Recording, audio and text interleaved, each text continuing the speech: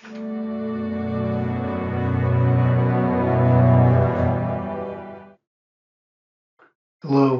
and welcome to Applicata Biblia. My name is Mark. Let me make sure okay. Just making sure the audio is on. Uh, Thank you so much for stopping by. We are continuing in the series, A Walk Through the Bible, and we are going to be looking at today in 1 Samuel chapter 1, Elkanah, Hannah, and Peninnah. Now, this is a story of Samuel. Now, Samuel is a prophet, and he's kind of towards the end of the era of the judges. He is a judge, but not in the sense of taking up swords and things like that. Not like Samson and these other guys. Not like Gideon. But he is absolutely God's prophet. Now, before Samuel, the guy who is God's prophet is Eli. But First Samuel starts with the story of Samuel and how he is dedicated to God and that sort of thing. And that's what we're going to talk about today. It's a very good story in the sense that we see again that God blesses those who are in distress and people who think they're very, I would say Hannah is very upset about a lot of different things. She doesn't feel like she's contributing. She feels unworthy. And so her spirit is very low. And God helps her in this. And this is just what God does. He takes people like this who think very lowly about themselves, and he helps them to see that they can accomplish good things. Okay, so we are in Samuel chapter 1. 1 Samuel chapter 1. I'm going to go ahead and read from this book here. And it looks like we're reading verses 1 through 8. 1 Samuel chapter 1, verses 1 through 8. Now, on the screen, we have the literal version. And on the book I'm reading from, it's from the New American. So that's why you'll see the difference. Now, there was a certain man from Ramathaim Zophim, from the hill country of Ephraim, and his name was Elkanah, the son of Jehoram, the son of Elihu, the son of Tohu, the son of Zuph, an Ephraimite. Now, it's important to see just how meticulous the Israelites were about the lineages. He had 2 wives. The name of one was Hannah, the other was Peninnah. And Peninnah had children, but Hannah had no children. Now this man would go up from his city yearly to worship and to sacrifice to the Lord of hosts in Shiloh. And the 2 sons of Eli, Hophni and Phinehas, were priests of the Lord there. When the day came that Elkanah sacrificed, he would give portions to Peninnah, his wife, and to all her sons and her daughters. But to Hannah he would give a double portion, for he loved Hannah, but the Lord had closed her womb. Her rival, however, would provoke her bitterly to irritate her, because the Lord had closed her womb. It happened year after year. As often as she went up to the house of the Lord, she would provoke her. So she wept and would not eat. Then Elkanah, her husband, said to her, Hannah, why do you weep? Why do you not eat? And why is your heart sad? Am I not better to you than 10 sons?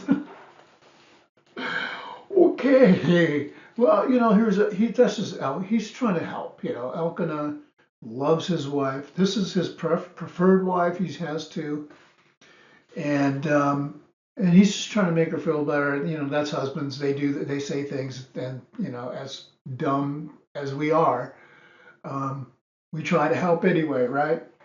So, describe the problems Elkanah is facing by having two wives. Well, um, Hannah has not had any children. And we find this in other instances, like with Abraham, right? His wife Sarah doesn't have any children, so she asks him to bear children through this handmaid, uh, Hagar. And once Hagar has children, then she starts taunting Sarah. It's the same thing here. And the reason is, of course, the greatest thing that a woman could bring to the family, especially I want to say during this time, but any time, that's the greatest thing that a woman can do for their family is bring children into the world to help prolong the name and the legacy of the parents. There's simply nothing greater than a woman can do, but of course she isn't having any children, and her rivalry wife, Peninnah, is just taunting her over it constantly. And year after year, they go to make these sacrifices, and her husband loves her and gives her double portion of everything, but it is not helping her at all. She's very much upset. Okay, so let's read 9 through 18. Then Hannah rose after eating and drinking in Shiloh. Now Eli the priest was sitting on the seat by the doorpost of the temple of the Lord. She, greatly distressed, prayed to the Lord and wept bitterly. So this is a terrible part of the story. She made a vow and said, and remember how important vows are. We've talked about that. She made a vow and said, "O Lord of hosts, if you will indeed look on the affliction of your maidservant and remember me, and not forget your maidservant, but will give your maidservant a son, then I will give him to the Lord for all the days of his life, and a razor shall never come to his head." Now it came about as she was continued praying before the Lord that Eli was watching her mouth. As for Hannah, she was speaking in her heart. Only her lips were moving, but her voice was not heard. So Eli thought she was drunk. Then Eli said to her, "How long will you make yourself drunk? Put away your wine from you." But Hannah replied, "No, my Lord. I am a woman, oppressed in spirit. I have drunk neither wine nor strong drink, but I have poured out my soul before the Lord. Do not consider your maidservant as a worthless woman, for I have spoken until now out of my great concern and provocation." Then Eli answered and said, "Go in peace, and may the God of Israel grant your petition that you have asked him." She said, "Let your maidservant find favor in your sight." So the woman went her way and ate, and her face was no longer sad. Excuse me. So what is Hannah's vow to God? Well, I want to say it's a rash vow, but maybe it's not. Maybe she just feels like, if I don't have any children, what good is it? And she's just thinking, if I have a child and I can, even if I just dedicate him to God, that will be better than having no children, and that will be great. So she makes a vow to turn her child over to God, to his service. Now, a lot of people want to say this is a Nazarite, that he's a Nazarite, kind of like Samson is a Nazarite.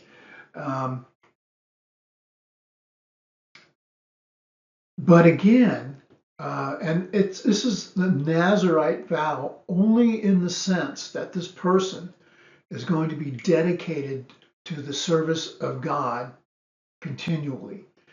And they don't cut, and he's not going to cut his hair. And I'm assuming that Samuel is not to be drinking any wine. If he's going to be a Nazarite, he's not to drink any wine or partake of any grape products. So it's not like the Nazarite vow where somebody says, I'm going to dedicate my life to God for the next month, and then when I'm done, I'll cut my hair and go to the temple and do all this stuff. It's not the same thing, not exactly, but it is a dedication. And she says, look, God, if you give me a child, I'll bring him to you. And that's a really big deal. So describe her feelings. Well, she is overtly oppressed. She feels oppressed in spirit. And she tells, this is,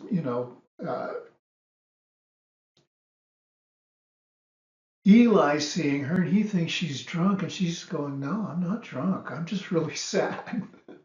Because she's her lips are moving, but she's not saying anything, and Eli just thinks she's drunk, but she's so overtly sad that she just says, "No, I'm not sad.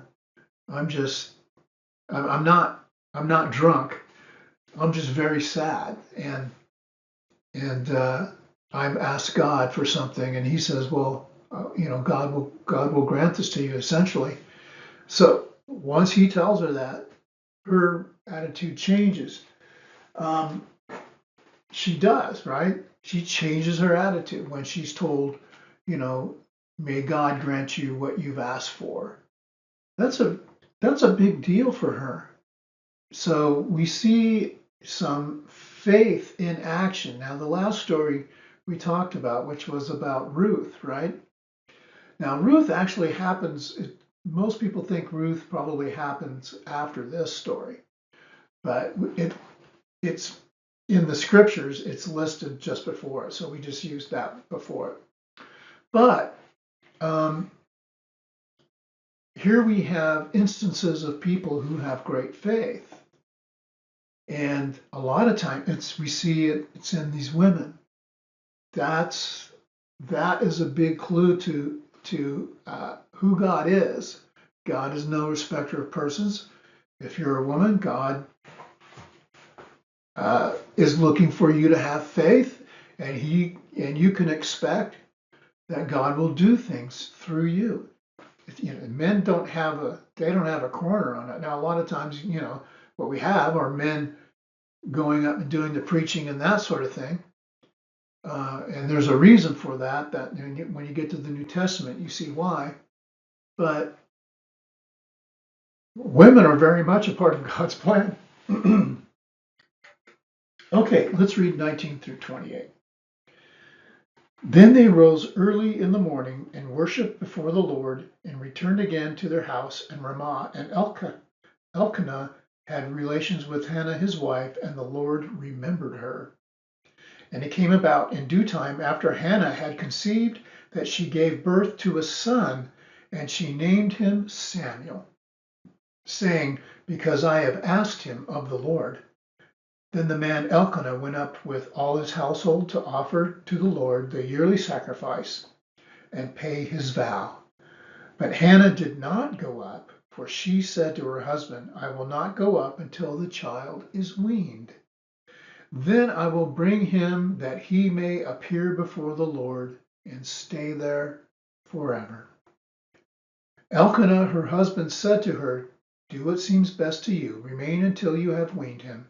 Only may the Lord confirm his word." So the woman remained and nursed her son until she weaned him. Now when she had weaned him, she took him up with her with a 3-year-old bull and 1 ephah of flour and a jug of wine, and brought him to the house of the Lord in Shiloh, although the child was young. Then they slaughtered the bull and brought the boy to Eli, and said, "O my Lord, as your soul lives, my Lord, I am the woman who stood here beside you praying to the Lord.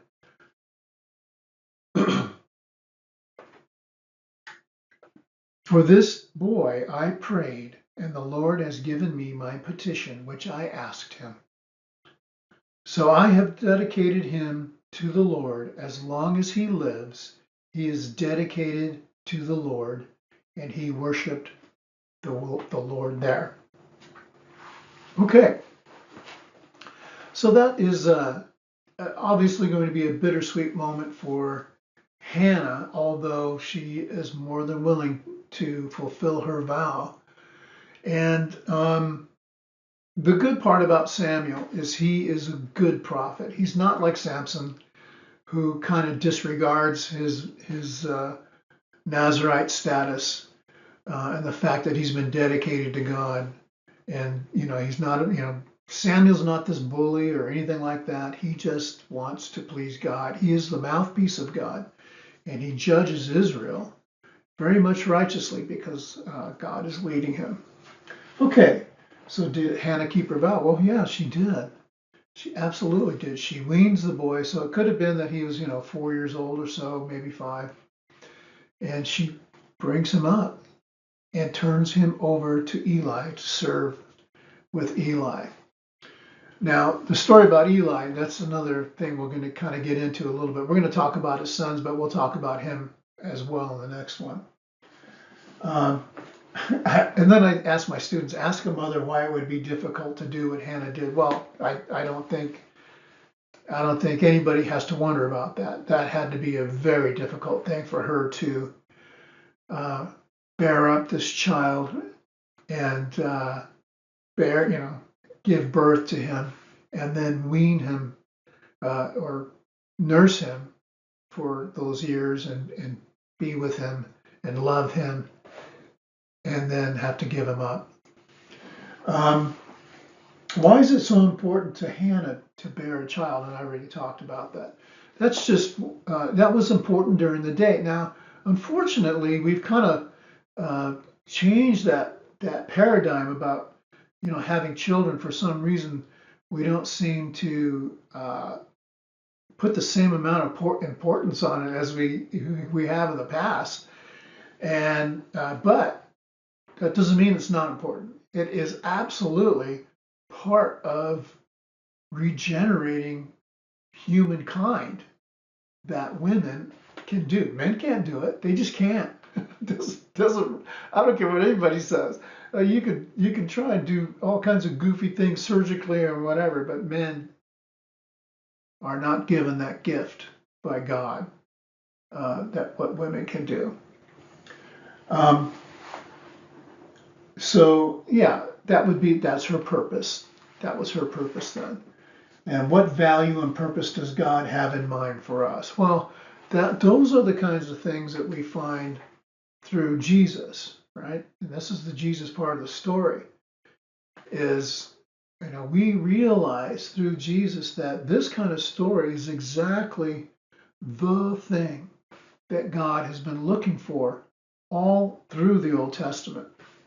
He's looking for that person who puts faith in him, puts trust in him, and says, I will do this. I will serve you.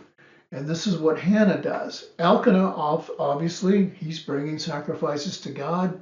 He's worshiping Jehovah. This is another good story. After so many terrible stories in Judges, here's a good story, right?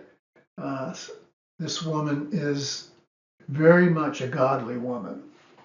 And that's really what it is for us, is to just be godly people and bring glory to God. Hannah had to sacrifice her daily relationship with her firstborn child to God. Make a list of the things you sacrifice to God this week. Okay, that's part of the class.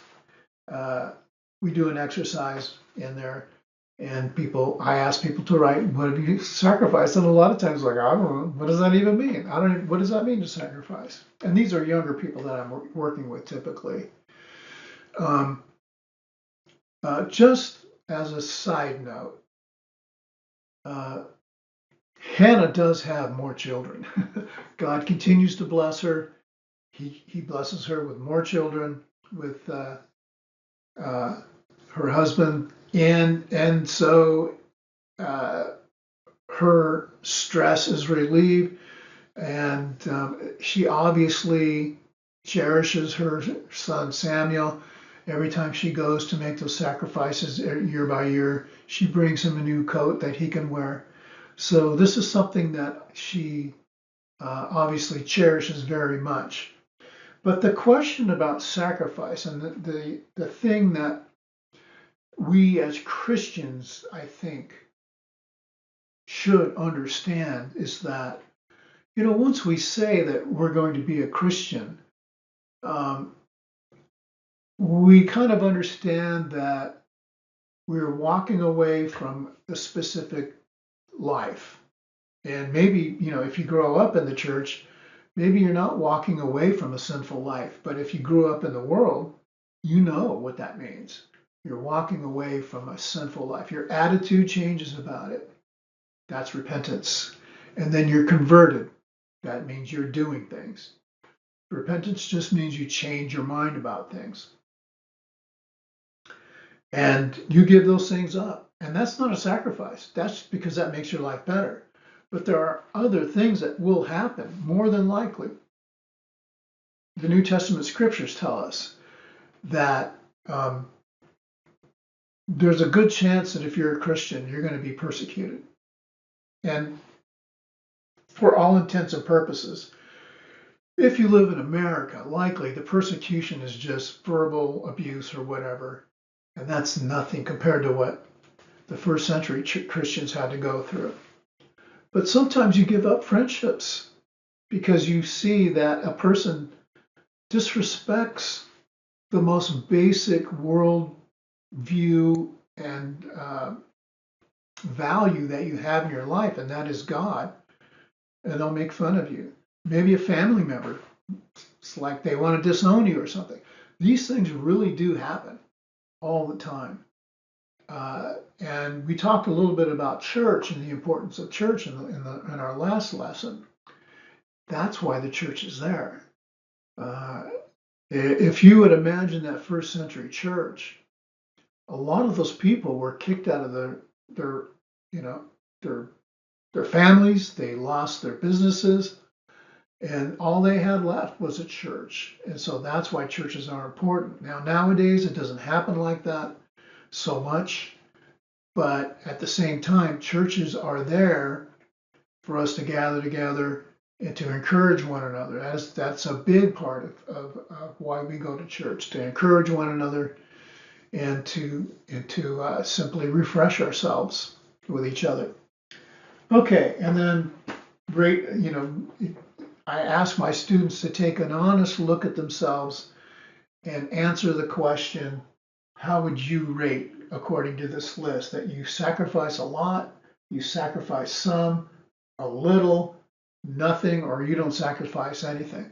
And I don't expect anybody to say, well, I sacrifice all the time. I just want my students to think about it, that sometimes you don't get everything that you want, number one. And sometimes being a Christian means you absolutely, not only will you not get it, but you shouldn't want some things, and you have to give things up. And those things that are detrimental to your soul is not a sacrifice. You're giving it up for the betterment of your soul.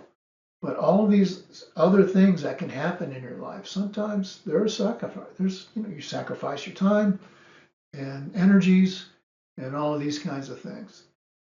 And usually we feel later like it's not a sacrifice at all. I'm glad to do this, right? As a Christian, I'm glad to help people either in my congregation or just when I'm out, right? When I'm out and about in the world and somebody's trying to get in the door and I open the door for them. Something as simple as that.